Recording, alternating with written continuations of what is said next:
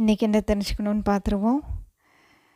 வீட்டில் யாரோ ஒருத்தர் உங்ககிட்ட மன்னிப்பு கேட்பாங்க. மன்னிப்புன்னா என்ன மன்னிச்சிடு அந்த மாதிரி கிடையாது. ஒரு சாரி, சரிங்களா? அது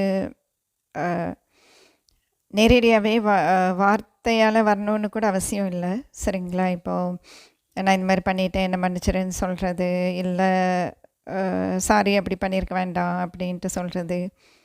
இது மேக்ஸிமம் குடும்பத்தில் இருக்கிறவங்க மாதிரி தான் இருக்குது. இது லவ் சிச்சுவேஷன் மாதிரி வரல, குடும்பத்திலேருந்து வர மாதிரி இருக்குது. உங்கள் குழந்தைங்களா இருக்கலாம், உங்கள் பையன் பொண்ணு, இல்லை கணவன் மனைவியாக இருக்கீங்க, கணவன் மனைவி, கூட பிறந்தவங்க யாராக வேணாலும் இருக்கலான்னு வைங்களேன். ஏதோ ஒரு விஷயம் பண்ணியிருக்காங்க, இது எந்த மாதிரி விஷயம் அப்படின்ட்டு இருக்குது அப்படின்னா, பண விஷயம், கொடுக்கல் வாங்கல், இல்லை வேறு ஏதாச்சும் பொருள் கொடுத்தது வாங்கினது, அது உங்ககிட்ட சொல்லாமல் இருந்திருக்கலாம்.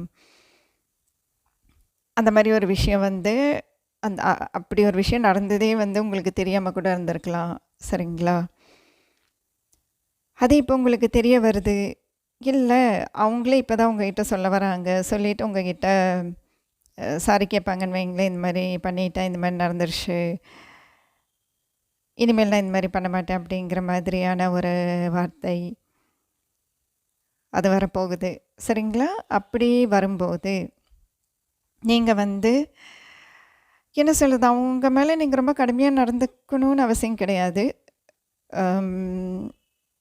நீங்கள் ரொம்ப ஸ்ட்ரிக்டாக தான் இருப்பீங்க அப்படின்னா, அதுலேருந்து அந்த ஸ்ட்ரிக்டாக இருக்கிறதுலையே தான் இருப்பீங்க அப்படின்னா, அவங்கள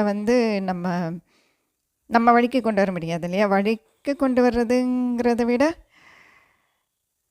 ஒரு பொறுமையாக அதை ஹேண்டில் பண்ணலாம் அந்த சூழ்நிலையை, ஓகேங்களா? நீங்கள் கொஞ்சம் விட்டு கொடுத்து போகலாம். தப்பு நடந்துருச்சு அப்படின்னு சொல்லிட்டு நீங்கள் அதை என்ன சொல்கிறது, கொஞ்சம் அமைதியாக டீல் பண்ணி பாருங்களேன், சரிங்களா? ஈகோங்கிறது எல்லாத்துக்குமே இருக்க தான் செய்யும்.